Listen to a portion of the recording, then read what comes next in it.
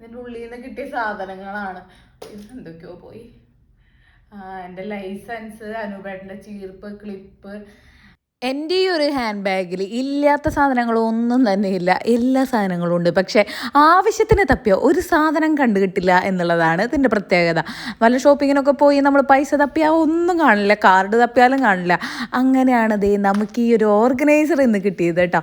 ഇതൊരു passport travel wallet ആണ് കേട്ടോ. ഇതിൽ പാസ്പോർട്ട് മാത്രമല്ല, അതേ കാർഡുകളും സിം കാർഡും പൈസയും എല്ലാം നമുക്ക് ഓർഗനൈസ് ചെയ്ത് വെക്കാം കേട്ടോ. അപ്പോൾ പാസ്പോർട്ട് ഞാൻ ആദ്യം തന്നെ സൂക്ഷിച്ച് വെച്ചിട്ടുണ്ട്, ഉപകാരമൊന്നുമില്ലെങ്കിലും ഞാൻ അത് അങ്ങോട്ട് എടുത്ത് വെച്ചിട്ടുണ്ട്. പിന്നെ അതേ നമ്മുടെ കയ്യിലുള്ള കാർഡുകളും പൈസയും ഒക്കെ അങ്ങോട്ട് അടിപൊളിയായിട്ട് ഓർഗനൈസ് ചെയ്ത് വയ്ക്കാം.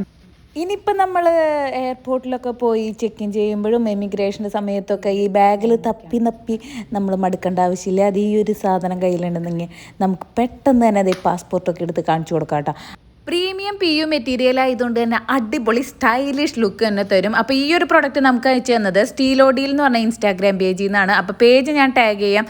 ബാഗൊക്കെ തപ്പി മടുത്തോരുണ്ടെന്നുണ്ടെങ്കിൽ വേഗം പോയി വാങ്ങിച്ചോട്ടോ.